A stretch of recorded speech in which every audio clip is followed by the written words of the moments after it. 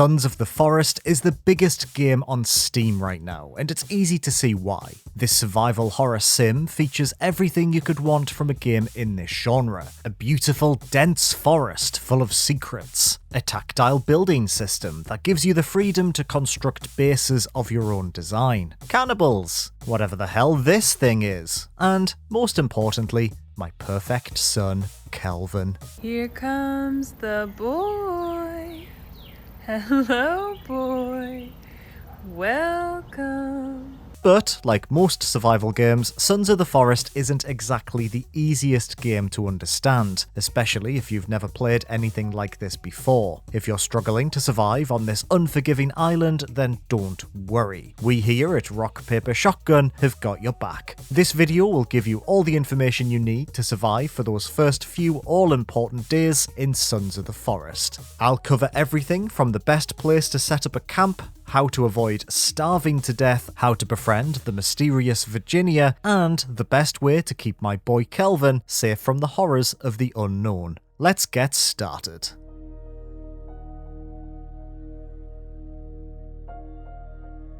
Okay, so your helicopter has crash-landed on a beautiful island in the middle of nowhere. You're tired, you're hungry, you can see someone standing in the forest patting their tummy and looking at you like you're a human-sized Big Mac. What the hell are you meant to do next? For those who are brand new to the world of the forest, your first and most important goal is to survive. It is extremely easy to die in this game, either through starvation or at the hands of a nibbly cannibal, so your first priority should be establishing a base camp and securing a steady source of food. But before we do all that, let's take a look at this portion of the screen. These dials represent your current physical state. The red bar to the left of your minimap is your health. When this runs out, you're a goner. The blue bar on the right is your stamina. Strenuous actions such as swinging a weapon, cutting down a tree, or sprinting will drain this bar. You can refresh it by reducing your speed down to a gentle walk or by standing still for a few moments. From left to right, these three dials represent your thirst, hunger, and tiredness levels. You can refill them by drinking fresh water, eating, and sleeping in a shelter, respectively. If these bars reduce down to zero, you will take health damage and eventually die, so it's important to look after yourself. These bars also dictate how much stamina you have available, so if you're pretty hungry, tired, or thirsty, you won't be able to run as far or attack as frequently. So make sure you're eating and drinking as much as you can throughout the day. Finally, this dial represents your current strength. Performing physical actions such as swinging a weapon or chopping a tree down will temporarily increase your strength, allowing you to deal more damage. As I mentioned, for the first few days, your goal here is just to survive, but it's also important to explore the island to hunt for more powerful supplies. Now, we'll cover this a little later in the video, but don't be afraid to poke around in nearby caves to see what you can find. Be warned though, because what you may discover is a group of awful mutants, so make sure you always take a weapon and some food along with you, just in case you get chomped by some horrible dribbly monster. Before you leave the crash site, press the I key to open your inventory. Here you can see all of your available items. Your inventory is ridiculously big, so don't worry too much about hoovering up any resources you find while running through the forest. Berries, sticks, pebbles, human heads. If it isn't nailed down, pick it up. While in your inventory, drag this pouch into the middle section, then press the cog. This will give you access to some really important items such as your GPS, a survival book, a lighter, and your axe. Then close your inventory and loot all of the containers dropped by the helicopter. This will give you a couple of resources to help you survive, such as a tarp, which you can use to build a shelter, and medicine, in case a greedy cannibal decides to snack on your external bits.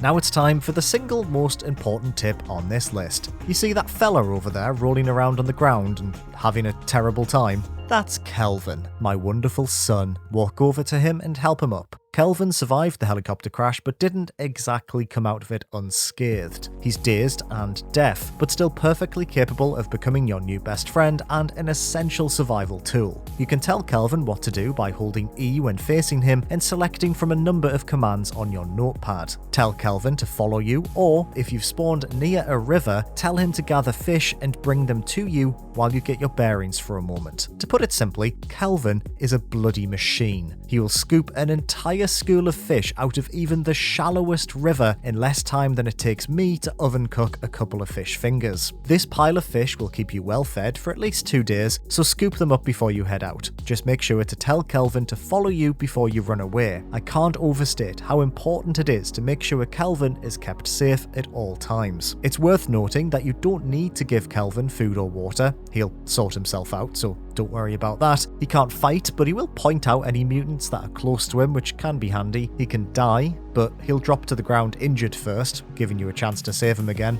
If you really don't want Kelvin to join you on your adventure and, I don't know, you want to strike out solo, you can kill him by attacking him with a weapon, but don't do this, please. Come on now, look at him. Be nice to your brother. Don't eat him. I shouldn't have to tell you not to eat him. Your inventory may seem a bit overwhelming at first, but you can make accessing items a little easier for yourself by attaching them to your backpack. Simply open your inventory and right-click on your backpack. Then select any items you'd like to hook onto its exterior. If you ever need to quickly equip your axe or take some medicine, you can now do so by holding down the inventory key and grabbing it from your bag instead of opening up your full inventory. This will save you a lot of time. So, you've got Kelvin by your side and some basic supplies in your backpack. Now what? I'd recommend you open your GPS using the M key before heading towards an area of the island that's close to water so you can establish your first base. Ideally, you want to find a clearing that will give you the space to both build and spot enemies before they sneak up on you. The nearby river or lake will provide you with both fish and fresh drinking water. It's also worth mentioning that unlike yourself, enemies can't swim in deep water, so you can always take advantage of that if things get a bit too hairy. On your way there, make sure to grab as much stuff as you can, mainly sticks and any sources of food such as berries. While exploring, make sure to avoid any enemy camps as they will contain high-level cannibals that you'll struggle to defeat early on. You'll also find yourself surrounded or chased by groups of mud-covered mutants as you set out into the forest. Don't panic, I know that sounds dumb, but it's really important to know that if unprovoked, these early enemies won't attack you at first. They're just observing you for the time being, so keep your distance and don't kill them unless they take a swipe at you. If you do get stuck in a combat situation, make sure to equip your axe or a knife to perform more damage. Before night falls, it's time to make a tent. Sons of the Forest doesn't automatically save your progress. You can only save by using a shelter, so make sure you build one as soon as you've found somewhere to set up camp. Equip the tarp that you scavenged from the starting area from your inventory and place it down on the ground. Then, equip a stick and hover over the tarp until you see this symbol. Left click it and there you have it. Home sweet tarp. This is awful, but it's a start. You can now save your game and sleep, which you'll no doubt need after a long day running scared through a forest full of human flesh-likers. Now you have a home base established, it's time to get settled. First, tell Kelvin to gather fish, then make a fire. You can do this by equipping a stick and looking down at the ground to break it. Repeat this action twice and then you'll be able to light it with your lighter. Fires provide you with visibility during the night, but also allow you to cook food, such as all that fish Kelvin has been catching for you. If you don't have any fish, you can scavenge for food such as berries, but be warned they don't fill you up as much as meat or tinned goods. Also, some of them can be a little poisonous. One won't kill you, so feel free to snack on a single berry or mushroom first to see if it'll hurt you. I feel obliged to say that this is terrible advice for the real world, but it is fine in Sons of the Forest. Wood is the next essential resource you'll want to prioritize. Grab your axe and head over to the nearest tree. Chopping trees is different here compared to other games in the sense that it's more realistic. Hit the trunk a few times before moving around slightly, otherwise you'll just spend ages hitting thin air. Circle the tree slowly to cut it down in no time at all, giving you logs. Your guidebook is a great resource to discover what kind of things you can build. Press B to bring it up and then click through the different sections to see what you can create. Tree trunks can be cut further into planks or smaller chunks by standing over them with your axe until you see these red lines. Left click to cut them up. Pressing X while looking at your guidebook will swap it from a reference book to a list of buildable templates. I'd recommend choosing a template first before creating a structure of your own design, especially when you're just getting started. So select a template, such as a cabin, and then left-click to place down a blueprint. To build a blueprint, simply bring logs to the blueprint and press E to place them. You don't even need to cut logs into bits, as the game will do this for you automatically. Tell Kelvin to gather logs to speed up this process quite a bit. As mentioned previously, Kelvin is a machine. At this point, you'll probably have noticed that a woman keeps wandering the outskirts of your camp. This is Virginia, a multi-limbed NPC who can prove helpful if you don't scare her too much. If you see her approach, put away your weapon by pressing G and just continue going about your business. Eventually, she'll start to feel more comfortable around you and Kelvin, and will begin offering gifts of food. Once you're friendly, you'll be able to give her weapons. Multiple weapons. That's the benefit of having 3 arms, I guess. Best of all, unlike yourself, Virginia doesn't require ammo to fire guns, making her a perfect guard for your camp.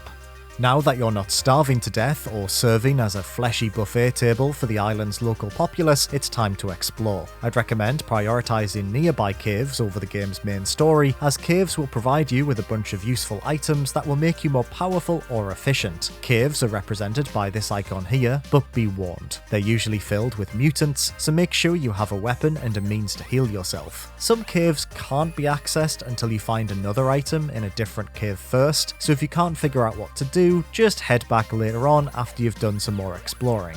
Also, when you're in there, press L to equip your lighter. Those caves are extremely dark. When you open your inventory, you can right-click to craft materials into useful items. To find out what you can create, right-click on a resource and then hover over the cog. This will show you some basic recipes and will even highlight items you need to find in order to make them.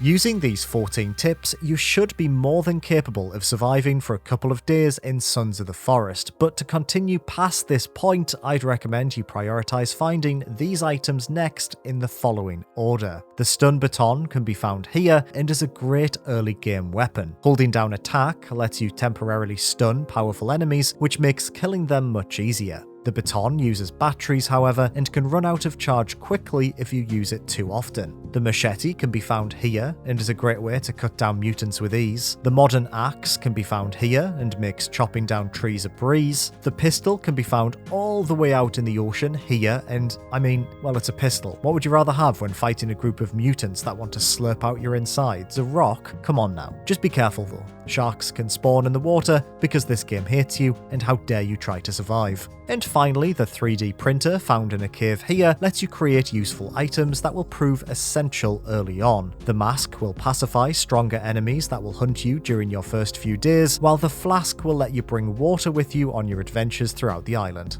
So there we have it, 15 tips to help you survive your first few days in Sons of the Forest. Can you think of any others? Help each other out in the comments below. If you enjoyed this video, make sure to give it a like, and for all your PC gaming needs, make sure to head on over to rockpapershotgun.com. I'll be back soon with more daft videos about computer games. Bye for now.